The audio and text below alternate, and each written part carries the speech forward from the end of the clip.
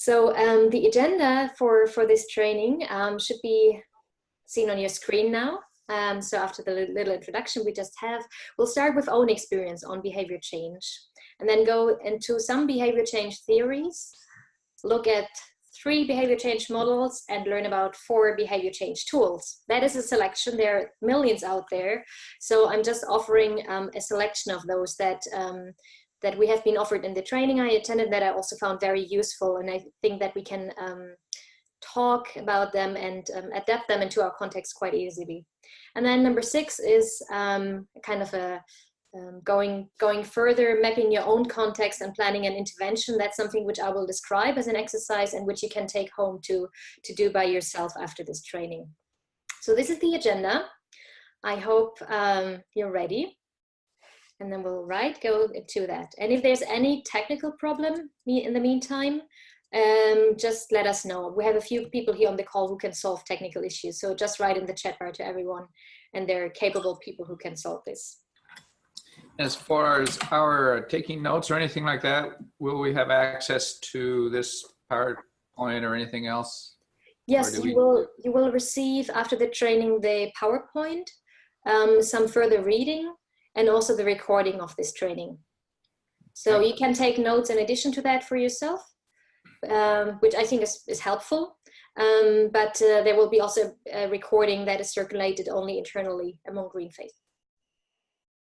Okay, good. So we start with our own experiences, just to kind of get us into the mindset of changing a behavior. I have 3 questions for you, and I want you to note the answers down. You can do that on a notepad first, but then I want you to share your answers in the chat bar. So we'll use different functionalities of the Zoom, and I guess you're used to that. So 3 questions, and you get a few minutes for answering that. When was the last time that you consciously changed a behavior? The second question, why did you change? And number 3, what made it difficult and what was helpful? So I give you a few minutes to note this down. Imagine some nice music in the background, which we don't have right now, but I'll let you note this down. And once you're ready, please write it in the chat bar, and then everyone will be able to see that. Okay, great. So we have a lot of good answers. Thank you for sharing. You will be able to read those. You will be able to read the answers by your colleagues. And it's interesting for me to already see then, like, when was the last time you consciously changed the behavior? For some, it's very recent. So on Sunday, or 1 month ago, two months ago, something like this. And you seem to remember that moment. That's important. You remember a moment from before and after, because there was a change, right? I would like to talk a bit more on question number 2 also. Why did you change? So thinking about your own experience and also reading from what the others say. What do we see? What are reasons for changing? Who can give a bit of a summary?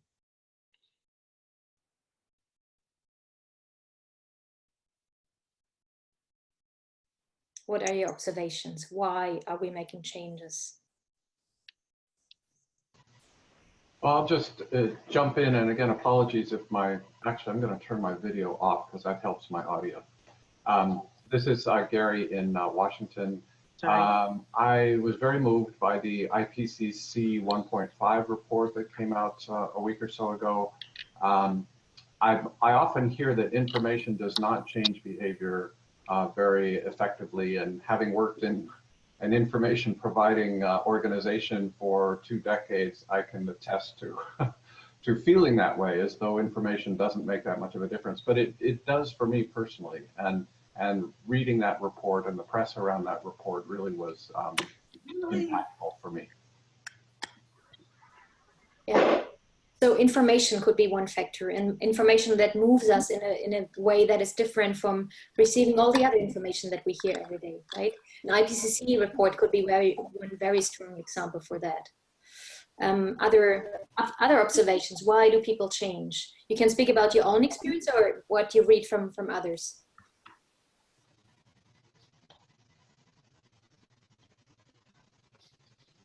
Jessica, you said, so I don't go insane. Explain us a bit more on that.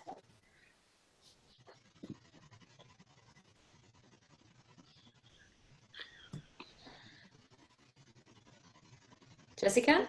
Yes, I'm sorry. So I don't go insane? Yes. Yeah. So we want to. we don't want me to go insane. No one wants me to go insane. I've done a really crappy job of practicing what I preach. I'm continually telling people that no is a complete sentence and that they have to take care of themselves, and exercise increases endorphins and, you know, that kind of stuff. And so I realized that I had to actually do that. And I have a 24-year-old as my ministry partner, and we do pretty much all of the things that we do together. And we both realized that we had to incorporate some intentional workout time. He's a boxer, so he needed to go punch things, and I do yoga, so I needed to go calm down. Has really helped us focus. We've gotten a lot more work done. Right. So their motivation was kind of balance and health? It was getting to the point where I would just cry, right, at the end of a week. I'd be like, there's so much to do, and the planet is dying, and everyone is hurt, and, you know, and I needed to be able to stop and take care of myself better in order to be able to respond to that. Yeah. And one thing that I could also imagine is, or that we often see, is that there is a conflict between what you want and what you actually do, and that we're struggling with that conflict so much that we at some point just need to decide for one direction, and either doing it or leaving the thought aside. Otherwise we go insane, right? Also. Yeah. Anyone else would like to share on the why?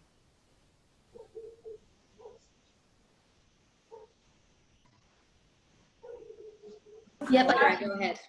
Oh, Sarah and then Pinaki. Great. So I'd watched a documentary about sustainable fashion and ethically sourced clothing. So I think it was maybe a year and a half ago, and just watched as there were Syrian refugees who were displaced by the crisis in Syria, and they were then forced into the fast fashion industry to work. And so you saw young people aged 5 and 6 who should have been in school, who were then placed into this kind of factory and were sent to work for 16-hour days. And I suppose I saw the exploitation of that, the oppression of young people, and my heart just broke. So there was such an emotional attachment to it. And with that, I've been really moved to challenge myself and others as well. Thank you. Pinaki, do you also want to share? Yeah, I think for me the why was very important, because when you work within the environmental sector and you are considered as one of the examples, and then you are responsible for spreading the word around, then it is also important that you bring the change within yourself. And that I realized a few years back when I was in a training on sustainable lifestyle, and I said, oh wow, this is not what I'm doing actually. And then the inner realization came, which motivated me to change my lifestyle. So to say, maybe to live simple and do high thinking. And that was the change moment for me. So I did it for myself, rather saying doing for others. Yeah. Thank you. So it's also about being coherent in your actions, or with your values and your actions. But I also understand that it's a question of the community that is around you, right? That may expect that from you when you're role model or serving as a leader, right? Yes, exactly. You summarize it nicely. Yeah. Actually, yeah, there are expectations, and then you have to live like an expectation. Yeah. So that's also the third part actually. Yeah. It's very difficult that way. Yeah. Yeah. I want to show you all just a summary of slides, and we can add to that, to the motivation. So why do people change? There are different factors for that, and you see 4 symbols of that here. Sometimes it's economic factors to change, and I think Estrella, you mentioned that the cost difference between a hybrid and non-hybrid is that, or you found out something about the cost effectiveness. So financial motive or economic motives play a great role for many people in changing a behavior. It's also about the community and enabling community. So doing that something together, it's fun to do it together. I think the program Weight Watchers is a model for that. So people are doing that together, and there's this both peer pressure, but also this kind of championship and a supporting group. The third image that you see here, maybe it's sometimes someone helps you to do that last step you need to do before changing a behavior, and motivates you through a speech and information, an emotion is evoked in you, and someone offers you to kind of go that next step. So that motivation, yeah. And very often, and I think especially for us as people of faith, it's our values, our consciousness about the environment, for example, symbolized here by the three hands around the globe. So what's the role of our values and our understanding of how we want to be? The third question that I asked you was about what made it difficult and what was helpful. And I'd like to ask two other people to just share a few examples of what makes a change difficult and what makes a change helpful, or what helps making a change. Yeah, I would like to add, Carolina, for me was the inspiration was moving to a new place and wanting to start anew in a diversity of aspects of my life, realizing to my love to this place that I really want to live my values as much as possible. What made it helpful? In Illinois, I was not able to dry my clothes outside. It was illegal in the community I was living in. I would be fined if I did put my clothes out in a line. But here in Florida, where I live, I can totally do it. There's nothing against it. So the system itself allowed me to live my value, to decide to just dry my clothes outside and not to be breaking any particular rules. So I would say what was helpful, the fact that the weather and the system supported me in that effort. Yeah. Wonderful, thanks for mentioning that. And that's actually what is called a behavior change theory, an enabling environment. So we do not only need the will and the motivation to do something, but we also need an enabling environment that is either the infrastructure or a supportive context to be able to do that. And Nettie, what you just explained is that simply the legal situation is different in the state where you live now. So you're actually able to do that. And similar to when we ask people to drive bicycles instead of cars, they can be very motivated to do that for different reasons, but if they don't have bicycle lanes or something to put your bicycle, it makes it actually much more difficult. So we need to think both of the motivation and the enabling environment and the context that supports. Someone else would like to share? Sure, I can speak to the dietary changes I've made. This is Brett in Brooklyn, New York. Location is definitely part of it as well. Being in New York City as opposed to the suburbs of New Jersey, there are more options for vegetarian and vegan meals. But I would say one of the ongoing difficulties is just the social component. So sharing meals with folks who don't have the same dietary concerns. Sometimes it works out, sometimes it doesn't. I'll say the flip side of that is it's very helpful when friends and family and colleagues are aware of those limitations and those decisions, and then supportive as a result. That's a big sort of boost. But I would say the most helpful component of all is really the sort of self-satisfaction that comes from making these decisions. So I've found the commitment I made most recently is to only eat meat once per week. And in doing that, it's been very liberating to be able to enjoy that meal once per week and then not have to think about it the rest of the week, and find a value in living my own values, right? That there is a joy in doing that. Thank you very much for sharing. Yeah, thank you all for sharing. We got right into it, I think. And yeah, so next to different motives for people to change, we also want to ask what actually changes people's behavior. And I want to start with two examples. The first one that you see here is actually a tool that we call nudging. So making things easier. Sometimes it's just about changing the infrastructure to allow people to take a better choice. And this example here is a canteen, or yeah, I think you call it canteen. And here, for example, that's by introducing an express line for healthy food choices and vegetarian food choices, doubled the sales of those healthier choices. So you see that here, there's the express line. People don't have to wait for a long time. They can actually go there first. They're served first. It's just a faster process. So when in a moment when you only have half an hour or 1 hour time break from work time, having a faster option is giving more convenience and actually making it easier to take that healthier choice. So that is one example where the environment or the enabling environment invites for change. Not everyone has to do it, but it's just easier to make that healthy choice, for example. And we'll talk later about this tool of nudging and making things easy. I have a second example, and I'm going to share a video. I very much hope that this works. Let's check. Okay, I'm going to start the video, and then you tell me just like after a second if it worked or not. It's a TED talk, and I'm just going to share with you 3 minutes.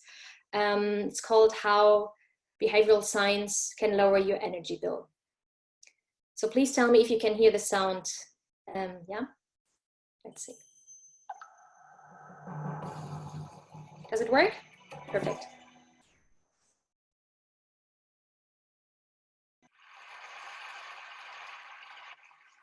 How many of you have checked your email today? Come on, raise your hands. How many of you are checking it right now? And how about finances? Anybody check that today? Credit card, investment account? How about this week? Now, how about your household energy use? Anybody check that today? This week? Last week? Few energy geeks spread out across the room. It's good to see you guys. But the rest of us, this is a room filled with people who are passionate about the future of this planet, and even we aren't paying attention to the energy use that's driving climate change. The woman in the photo with me is Harriet. We met her on our first family vacation. Harriet's paying attention to her energy use, and she is decidedly not an energy geek. This is the story of how Harriet came to pay attention.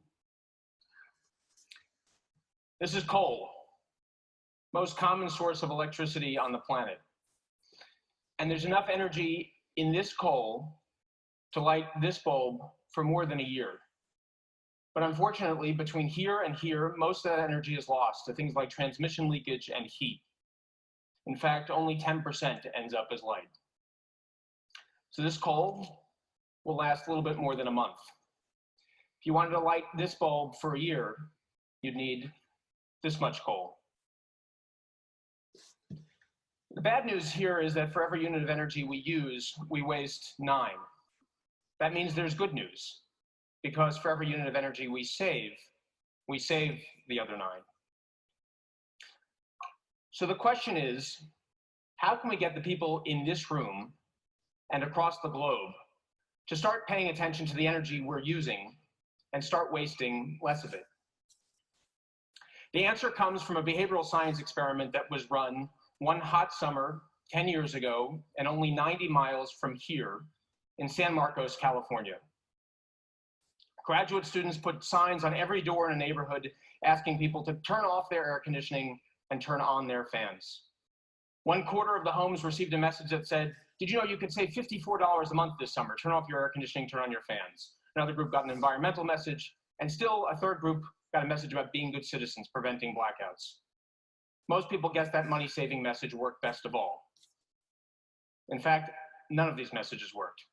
They had 0 impact on energy consumption. It was as if the grad students hadn't shown up at all. But there was a 4th message. And this message simply said, when surveyed, 77% of your neighbors said that they turn off their air conditioning and turn on their fans. Please join them, turn off your air conditioning and turn on your fans. And wouldn't you know it, they did. The people who received this message showed a marked decrease in energy consumption simply by being told what their neighbors were doing. So what does this tell us? Well, if something is inconvenient, even if we believe in it. Moral suasion, financial incentives don't do much to move us.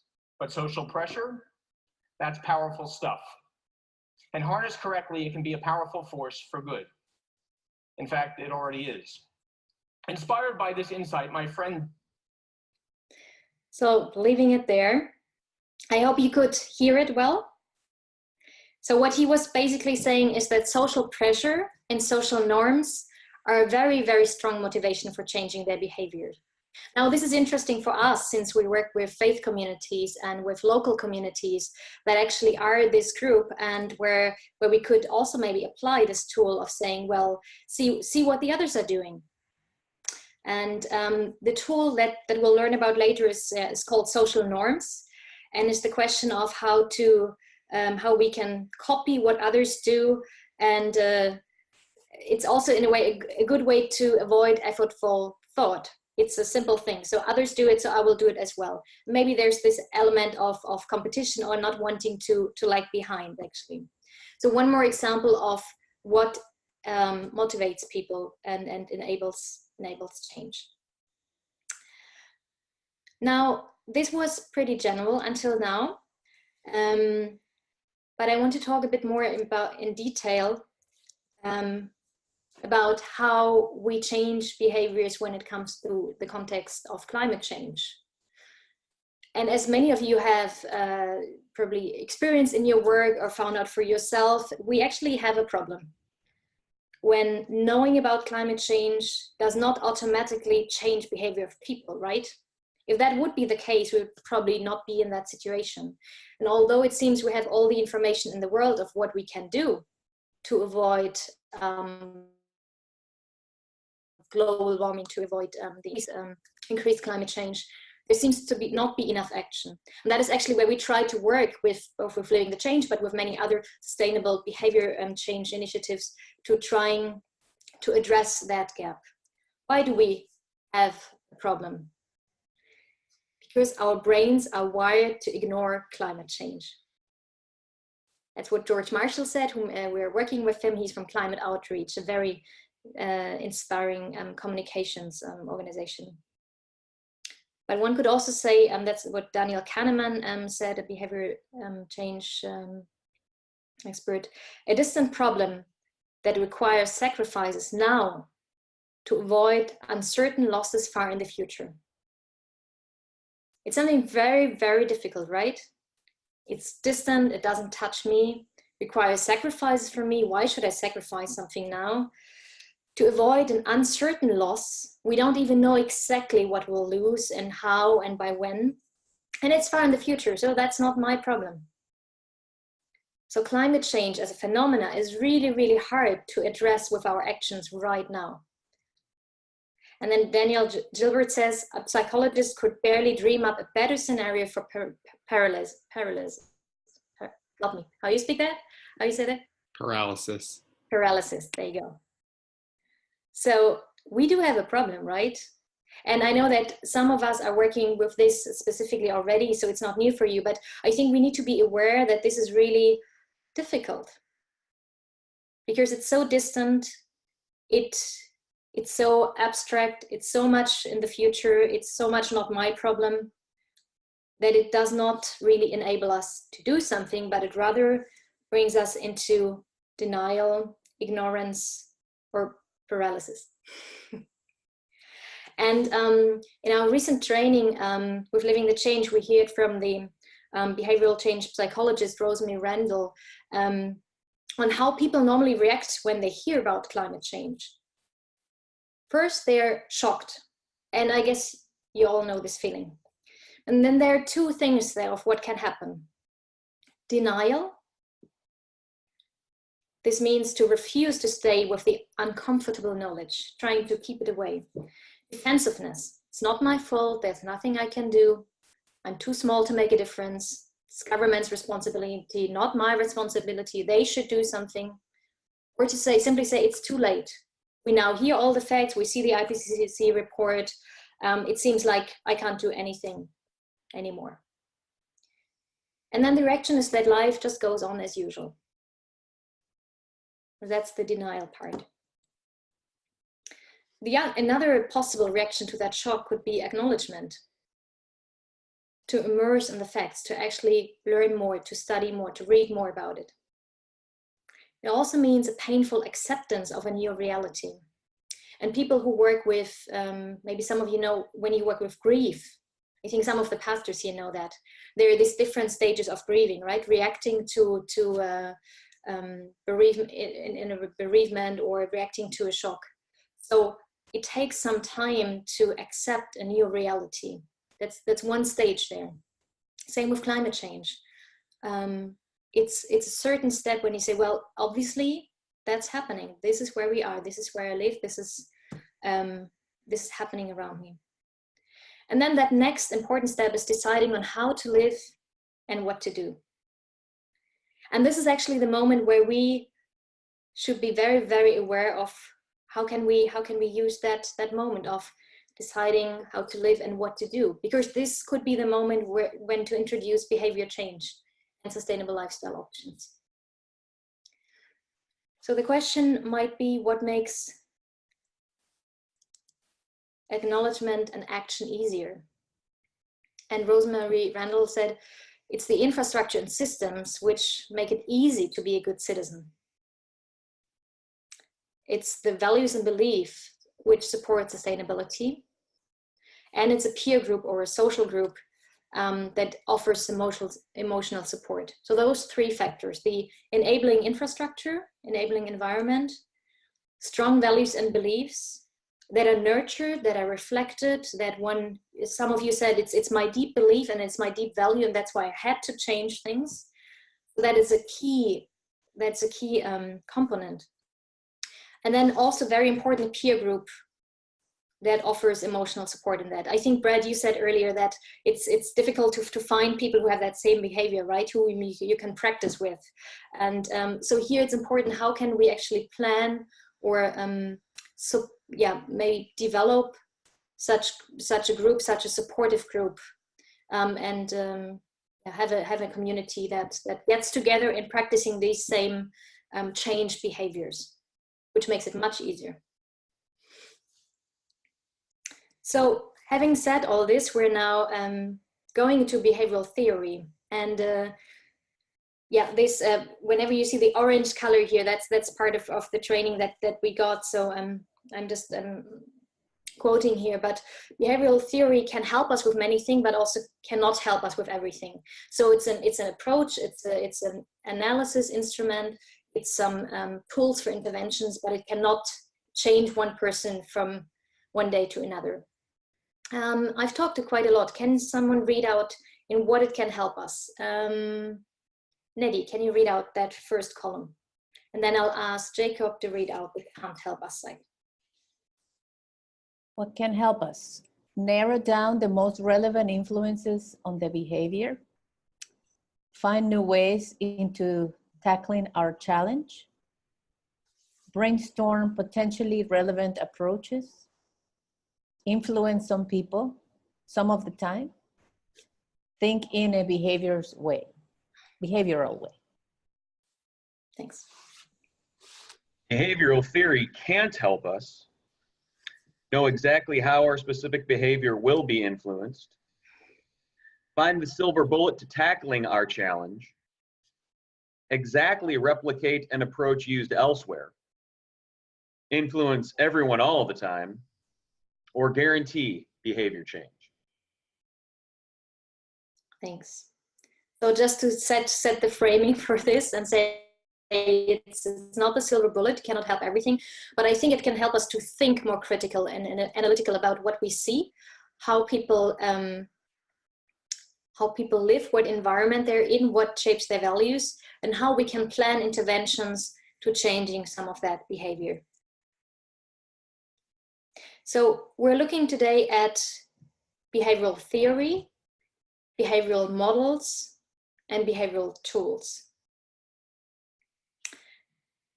And looking into behavioral change models, there are three basic questions which you need to ask yourself before even looking into one model. Because if we want to change behavior, we need to start with a realistic view of the influences on what people currently do.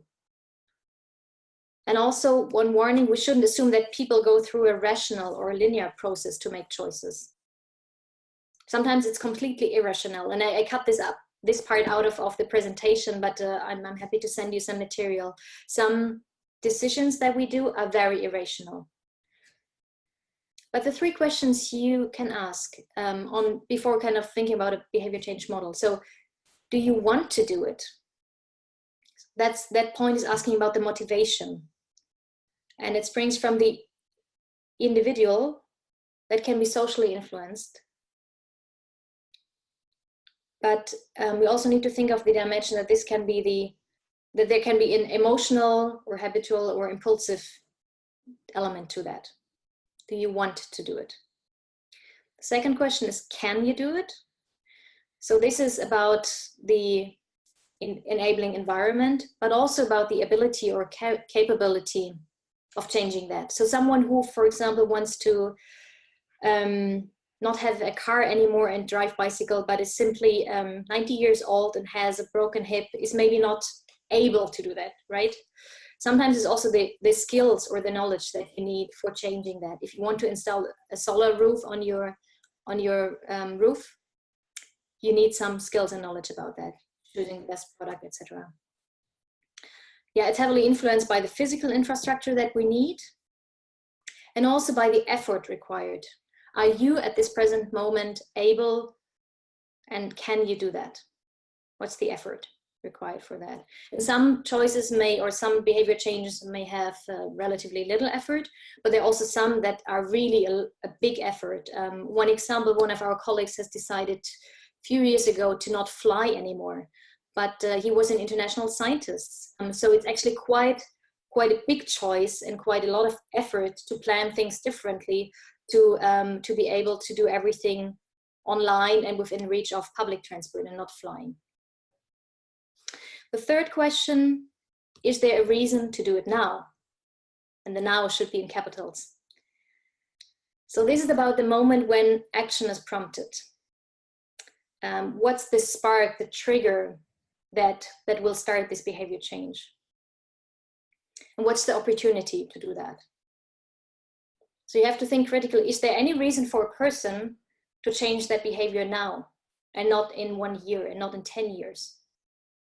And Gary, you said earlier that for you, the IPCC report, reading that again, was a kind of a critical point. And maybe that's the reason to do it now. Because it could be because science tells us that we have very little time to act.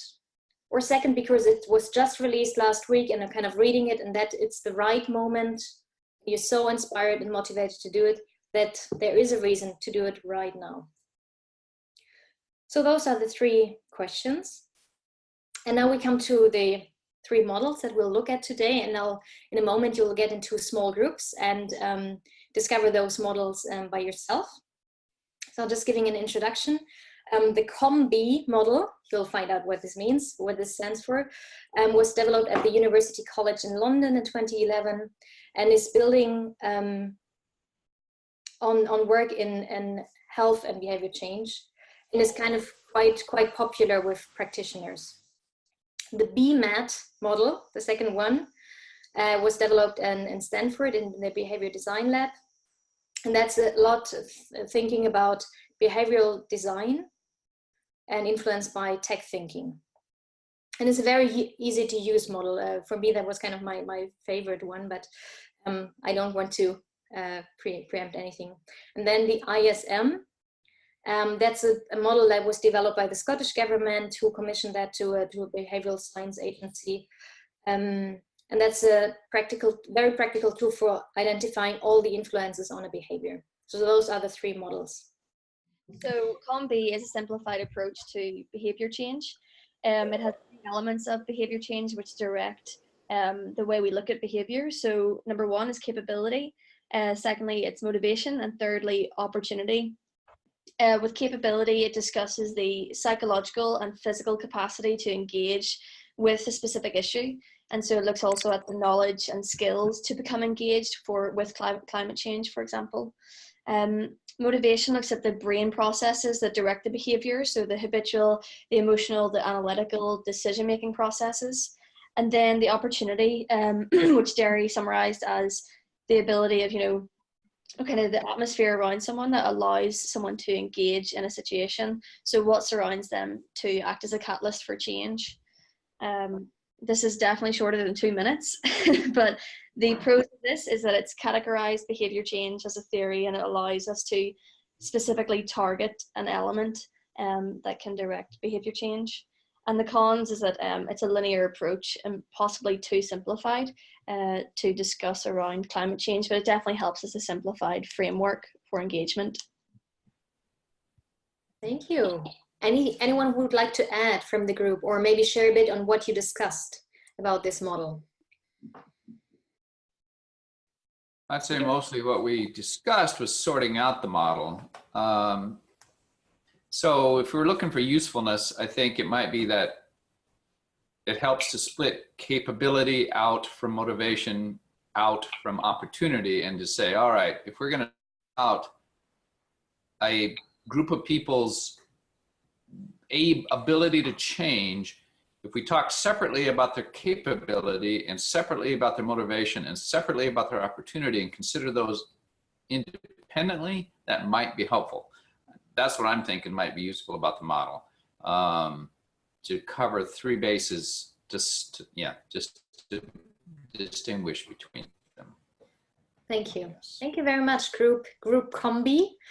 And just to say, sometimes it's easier to work with these models and also later with the tools if you imagine a very specific behavior. So not the general whole being of a person or the whole behavior set, but think of something very specific. For example, the change from littering or not littering your banana peel. So it's something, break it down to something very, very specific, and then it's sometimes easier to imagine those different dimensions of that. Thank you very much. Carolyn, may I ask a question now, or would you rather we wait until after the models are presented? If it's specifically about this model, then go ahead. Otherwise, I think we'll take a short moment afterwards. All right, I'll wait. Okay, sure. Okay, let's look at, the ISM model, the individual, social, and material model. So that group was Gary, Irene, and Kristen, who is ready to present. And I have my timer here, 2 minutes. Yeah, so I was chosen to present on this, and happy to do so. So this model presents a kind of map for behavior change, which emphasizes in particular context. So we start with, at the core, if you start with the core of the individual and the motivations that they have for change, their values, their attitude, their inherent skills, their ability to make the change, the calculus that they do in terms of pros and cons. Maybe somebody can mute their microphone. I'm getting some echo. Then the next level is the social context, the factors that shape their behavior, social norms, networks, relationships, things that might support the behavior change or act against it. Then finally, at the outer level is the material context, the factors that are inherent in the environment, the things like infrastructure, the physical environment, both human constructed and natural, economic, political realities, things like that. So the good news about this model is that it does emphasize this aspect of context and shows kind of what we're up against, the forces that are at work at all these different levels. In particular, this model, maybe in contrast to the other two, brings in that material context, which is definitely a force in behavior change. And then on the cons, it's descriptive, but it doesn't necessarily tell you what levers you have to pull to make behavior change happen. And I finished in 2 minutes. Just about 2 minutes, wonderful. There's the alarm. All kinds of alarms. Wait, and now it doesn't stop anymore. Okay, anyone from the group would like to add something or make a comment on about how you discussed this? Good. So you fully trust your presenter. Well done, Kristen. Thank you. Well, I will say that there was one interesting thing that came up, that we were really talking about how that material level is itself conditioned over time. You know, there's some inherent things like the environment, but the material level is actually conditioned over time by individuals, by the social context. But then, you know, sometimes in long cycles, sometimes in short cycles, that infrastructure, those outer conditions are actually a result oftentimes of what's happening in the social or the individual context. Yeah. Thank you very much. We're moving on to a third model, the BMAT. And I hope that the group knows what BMAT stands for. Brett, Estrella, and Jacob, one of you could please present in 2 minutes. Yeah, so BMAT right there on the chart. So looking at 3 factors in particular, motivation, ability, and trigger. Hearing the first model presented, it actually is a somewhat similar set of factors, just presented in a different structure. So looking at why behavior does or does not change and how you can actually motivate that change, or how you can spark that change. So the 3 factors here being, first, motivation. Why are people incentivized to make that change, right? And here you can see it looks at 3 sort of components in particular: sensation, anticipation, and belonging. So there's these subcategories of motivation, and each of those has their dichotomy. Ability, focusing on, again, that capacity, that capability. Are people in a position where they can actually make that change? And again, that being broken down into those 6 elements. So time, money, physical effort, mental effort, social deviance, and non-routine action. And then the trigger being that call to action or that reminder.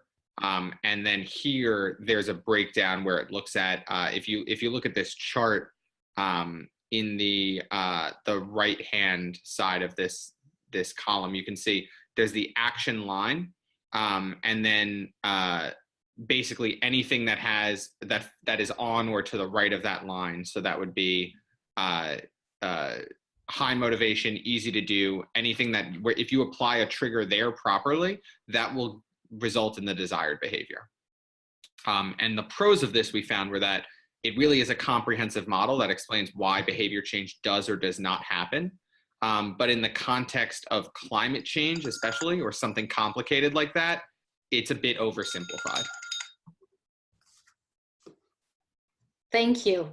Sorry, I'm conditioning everyone on the 2 minutes. Thank you for presenting the model. Mm-hmm.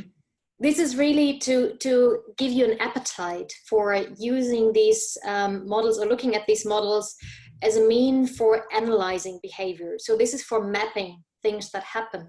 It's not yet for planning the intervention, but it's for having a clearer idea on the different elements that you, and the different questions that you have to ask in analyzing a current and existing behavior before wanting to change it. Because sometimes we say, well, climate change is happening, everyone needs to change their life, right? But that's too big. We really need to break it down into specific behaviors that we want to analyze. Think of the banana, or think of the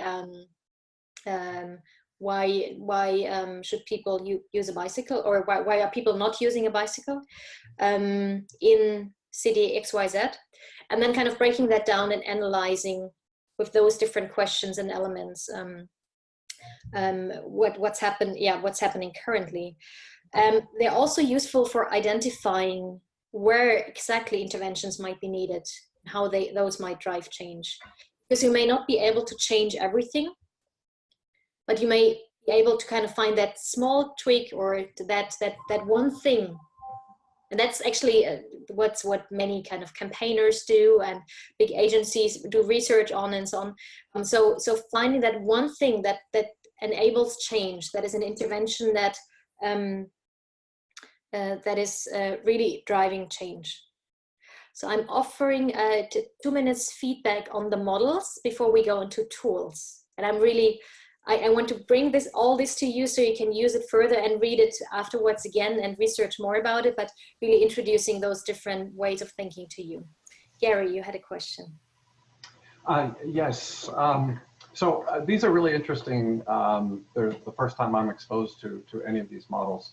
But what I find maybe missing or maybe just assumed in each of them is that there's also tremendous inertia involved in behavior change. There are many reasons why we resist making the changes that we want to make. It's often we may be swimming upstream, even if we're addressing motivation, ability, triggers, and some of the other elements in the other models. So it feels to me, so the question I'm left with is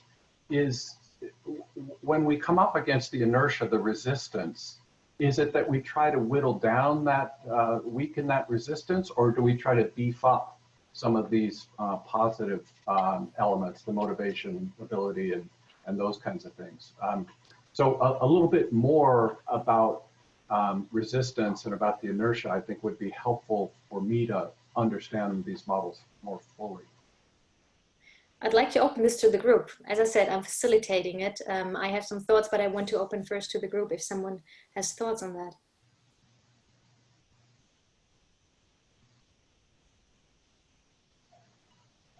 I'm assuming there are books written on each of these, 250 pages or so.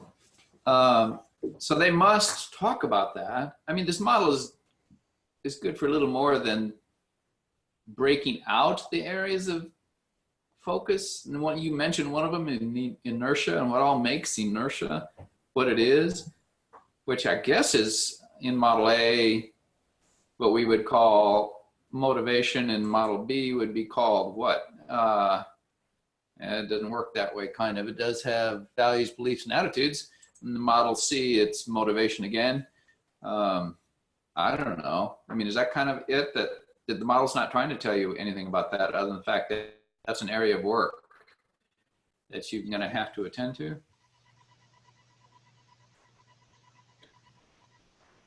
Yeah, I guess, Jerry, I think that's a good point. I suspect that the whole idea of resistance or inertia is built into all of these. In my 10 minutes playing with them, of course, doesn't make me an expert at all.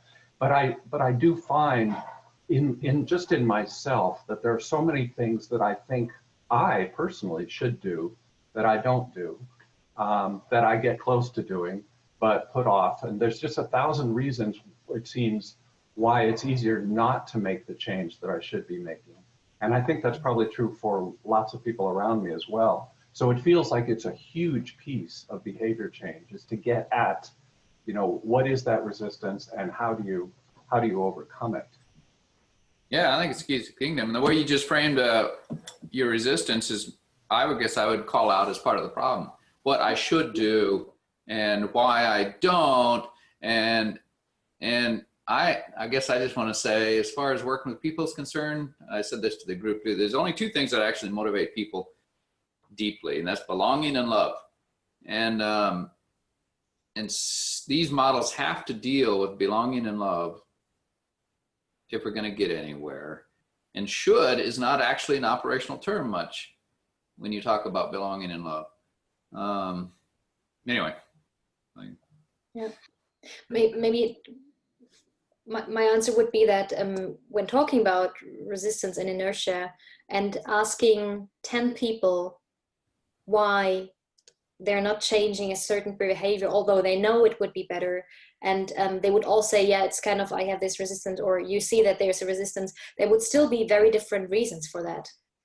For some, they would say they're not courageous enough to do it, or others would say, I really don't have the environment to support me doing that. Others would say it's just so convenient, or others would say I don't know another way. So I think it helps to kind of really break this down and see, and not assume that our own experience is true for the others, and also especially for other contexts and cultures and religions.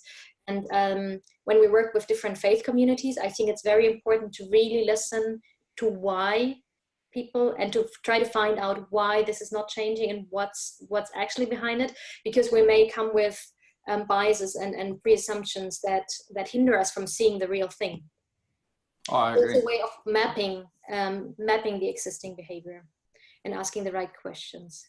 I also don't trust people self-reporting on why they don't do things, because oftentimes they actually don't know.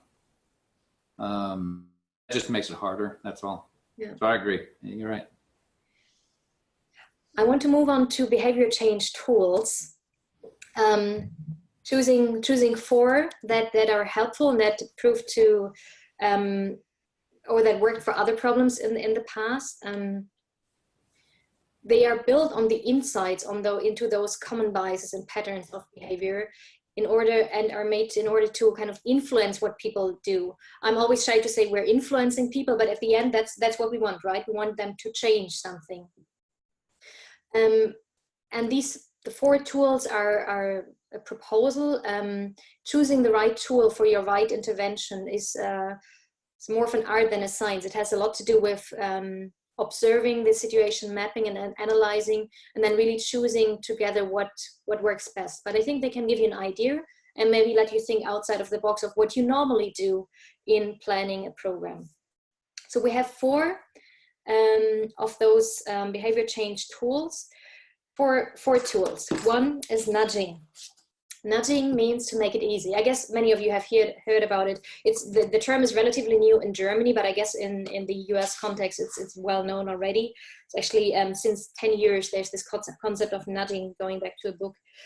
And this is really on focusing barriers and friction and tweaking things to make it really, really easy for people to change a behavior. Earlier on, we had this example of the canteen, that you can see here as well. And what nudging could involve is changing the choice architecture. I find this an interesting term, the choice architecture that you build for people. This could be true in the house of worship, in your group. I mean, this is all coming from large campaigns that were rolled out by governments or by big organizations. But I think you can also translate that to your context. So it's about the choice architecture, and it's about helping people to do things different. Not telling them what to do different, but helping them. To really make it easy, give them one easy step, to simplify things and to make it more convenient. And the question that could be related to that is, for planning your interventions, is can you influence the choices that people make through changing the choice architecture or tweaking a certain part?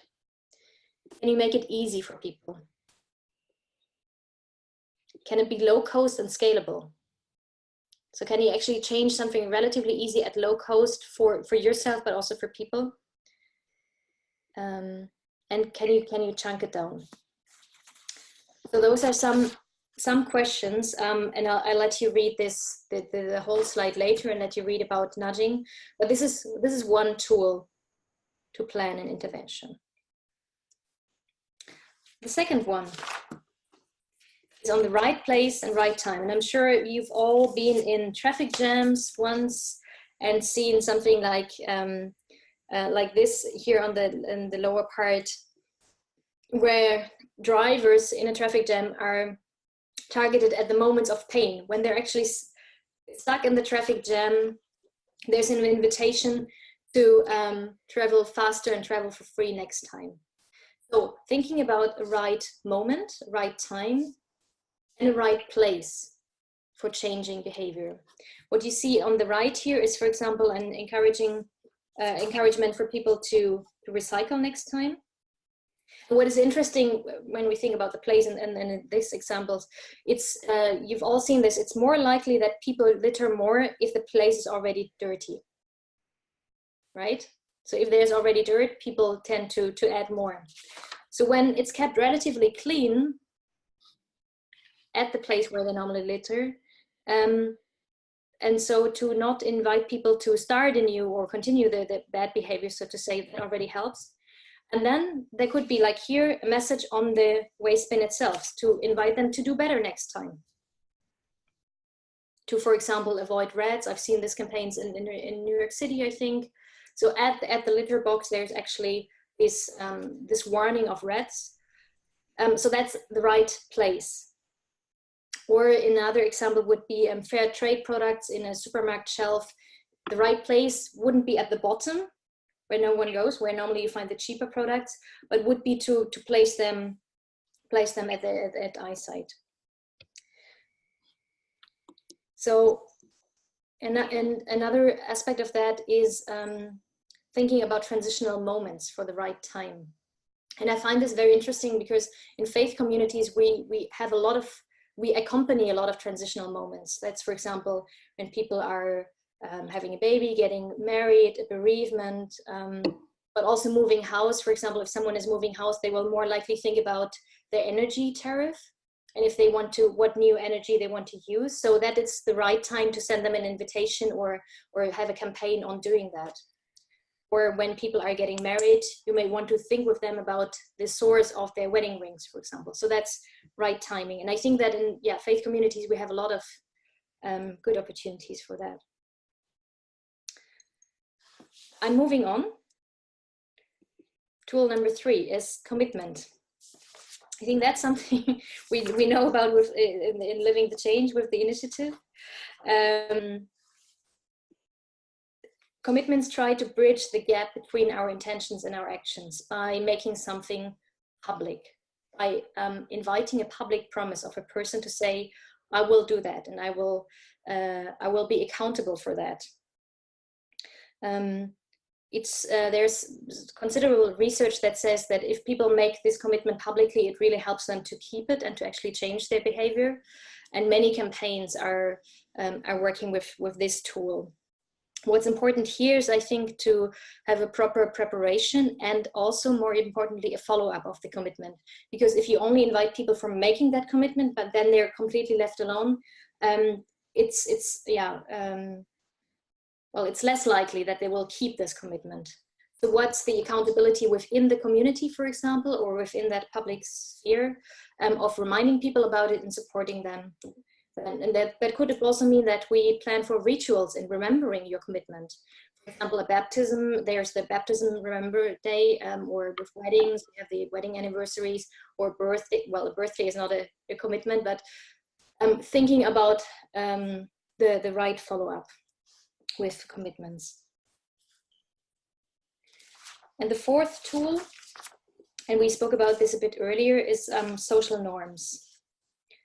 So social norms on their own are actually something implicit, right? They're not often spoken out, but people normally observe. If you come to a new group or a new country or a new culture, you first observe and try to find out what are the implicit messages that this group is sending. And they allow us to copy what others do. So that's the explicit, or that's the expression. So we see something, we kind of observe it, and the explicit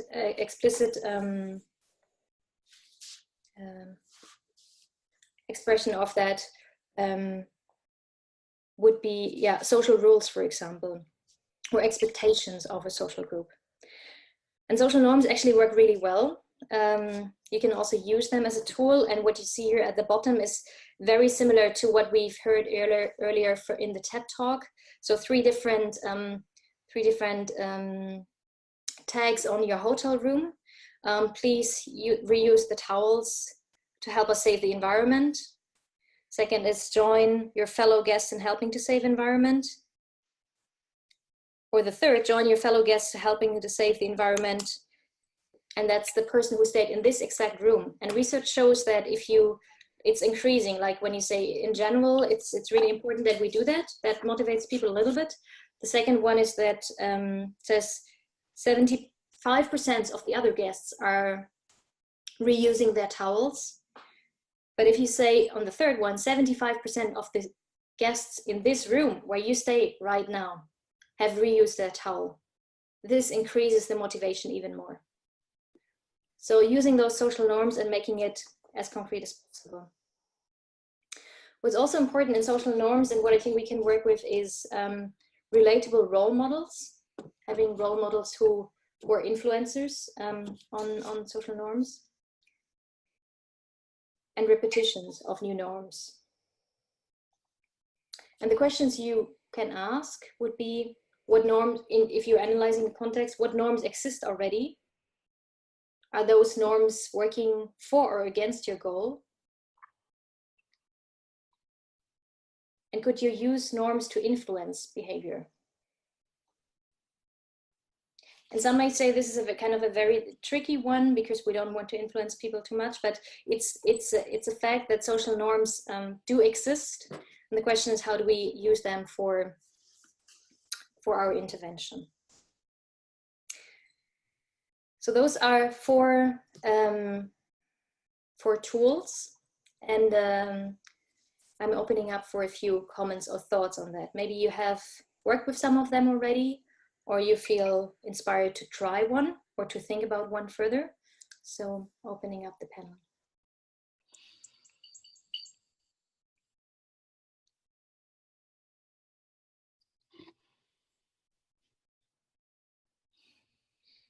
I was just thinking about the hotel one. It would be just interesting in terms of the ism model, that there would be this individual, for instance, myself, who would be fine having the same towel for a bunch of days, you know, like, and I would actually, and then if there was a hotel that actually advertised that, like that they were an eco hotel or something, then I would choose that hotel. This would be, these little signs wouldn't even be necessary. Those are beyond the social norm, like, or Maha social norm. Yeah.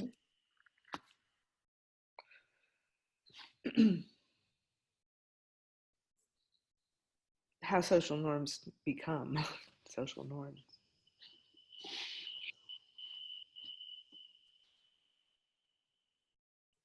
Other comments or feedback on those tools?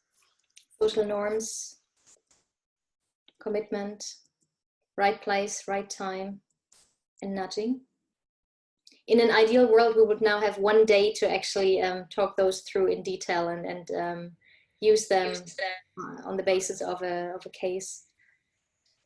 Hey, Caroline, or hey, everyone. I think these are really helpful. Thank you. I think it reminds me that people like to just be mindful of people's situation and really listen and try to observe people's reactions, which I think I can lose my ability to be compassionate and empathetic when I have a goal. But I think this is just a good reminder to be aware, to kind of open our eyes. So thank you.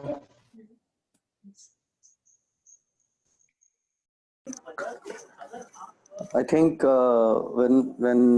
when I see these kind of theories or kind of tools from an Indian context, these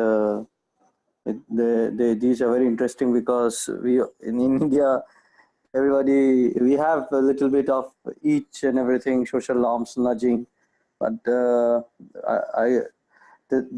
are more into for a societal behavior or a change, but not for sustainable living as of such. So I was just wondering if we have some example, like in India, most of the hotels now they use green certification, or they are in the process of using green certification. And most of the green certification, they have these kind of motivational tools of reusing the towels, or having a kind of placard saying that we should conserve water, or putting the AC above 24 degrees centigrade to save energy. But normally they are all little bit fancier hotels. These haven't been able to penetrate into the lives of common people, and especially with the we have a kind of a national program on sanitation and health, which is called Swachhta Abhiyan, which is cleanliness drive, and that has been driven by the Prime Minister himself. So after 70 years of independence, our Prime Minister, it takes a Prime Minister to say that we have to have a clean India, like Swachh Bharat. And then that I can relate with the social norms, because it comes from a very top level and that everybody has to follow. And what it does actually is to activate not only our physical thing, but mental awareness or awakening, which motivates us to say, okay, now we need to do something to keep not only our house, but our surroundings very clean.